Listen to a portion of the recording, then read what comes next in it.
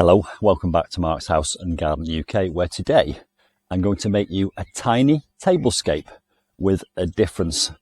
Why is it going to be tiny? Well, because I live in a tiny cottage and I have a tiny dining room and a tiny table. Why is it different? Because everything I'm going to use in my tablescape is going to be foraged from my garden, and I mean everything, the flowers and the containers.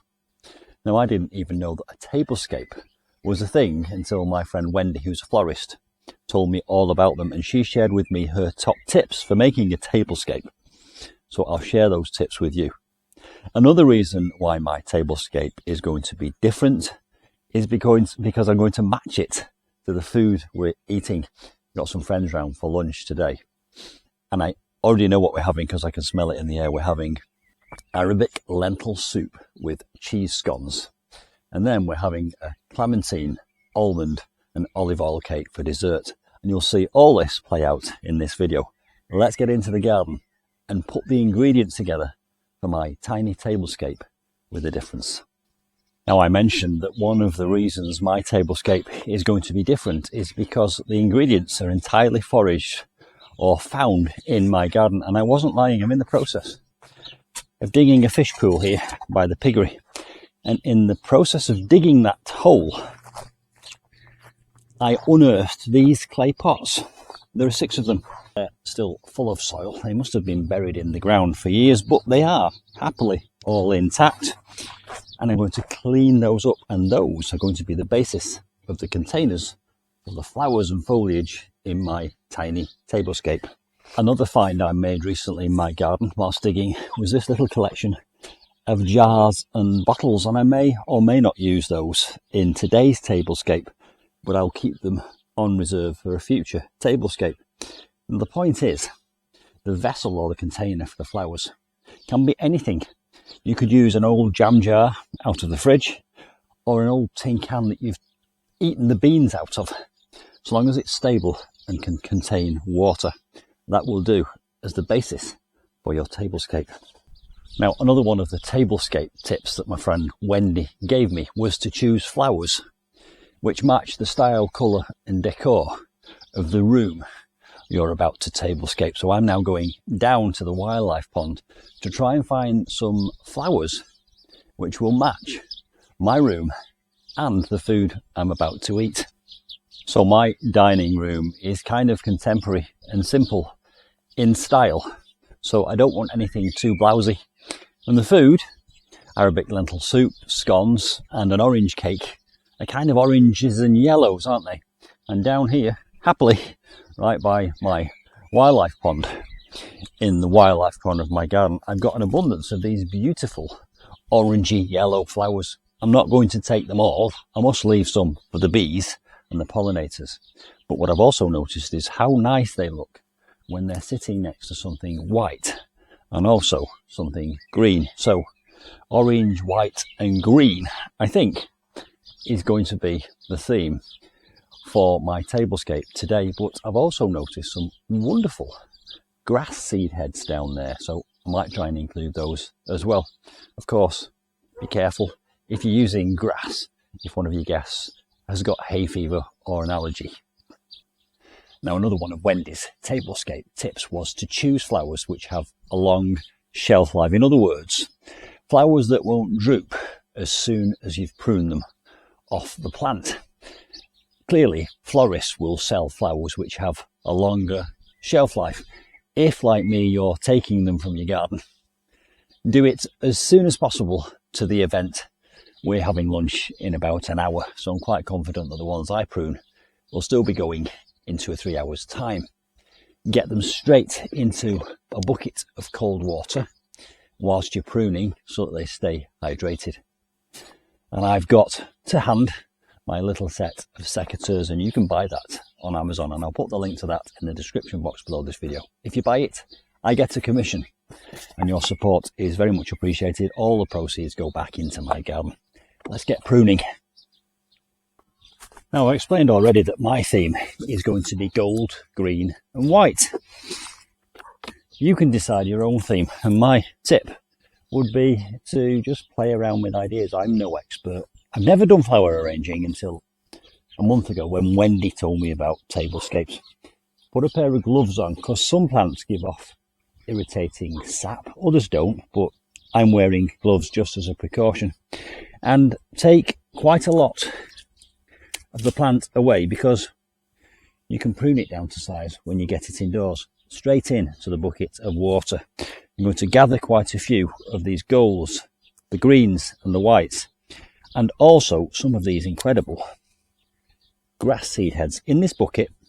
I'll see you indoors when I've got a good supply of flowers, and then we'll construct the tablescape. So now we are ready to construct the tablescape. Here are the containers which I've cleaned. They've not all come up shiny clean, but I think that kind of adds to the rustic feel.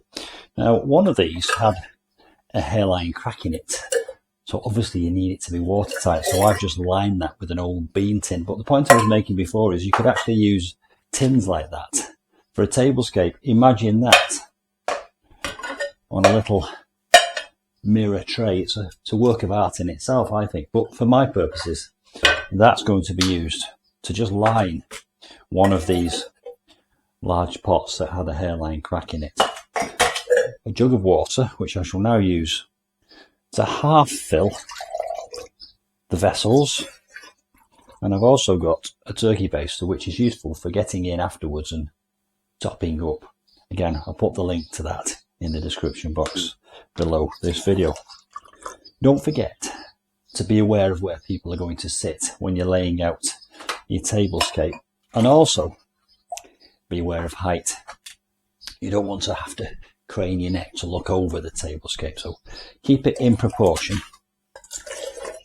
Another one of Wendy's tips was to use mirrors, crystal and candles. Of course, if you're going to use candles, be careful because they do present a fire risk. So what I'm now going to do, and I shall bring the camera in close to do this, is construct the tablescape. It's trial and error. I'm not a florist. I'm not an expert at flower arranging. I'm having a go, and I would encourage you to have a go too. Now, in the process of cleaning these, I did cover myself in muddy water, so I suppose that's another tip. Don't do it in your Sunday best. Perhaps do it earlier in the day and then go and get changed for lunch or dinner. Right, so what I'm going to do now is I'm going to start off with the feature plants, which are very much these orange and golden flowers, so they will go in first, and I'm just going to vary them up in shape, size and height. Again, it's trial and error. I'm not an expert. I don't know what I'm doing. I'm just kind of going with the flow, and I'm hoping that the beauty will reveal itself. And I just think any colour on the middle of a table is going to look good. You could go for a riot of different blooms. If you damage any in the process, don't worry about it. Just chop them down a bit and put them in anyway. You don't want to waste these beautiful flowers. So for example, that one is broken.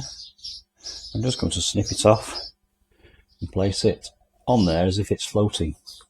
Now that I've got the main event in, I'm going to kind of play around with them a little bit just to try and sort of make sure that I've got something which is basically aesthetically pleasing. One of the tips that Wendy did give me, I remember quite clearly, was to remove the foliage because that goes off quickly. Now mine is only for the day, so I don't need to worry too much about that. I'm quite happy with that now. Everyone, wherever they're seated, can see some orange. And now I'm going to fill it up with some whites, some greens.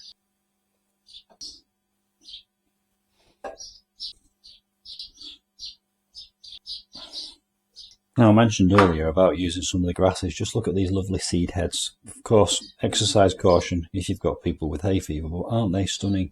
There's purple and green and some white in there, so they're also going to go in. So there we are, hey presto. As if by magic, a tiny tablescape has appeared. I absolutely love it. It's like bringing a wildflower meadow in to the dining room. Don't forget, in a few moments you're going to see the finished result when lunch is served and the table is all laid out. I'm just going to go around now with my turkey baster and top up these little containers with water. I can do this periodically. You never know, I might get a few days out of this arrangement, but it will certainly last for the rest of the day.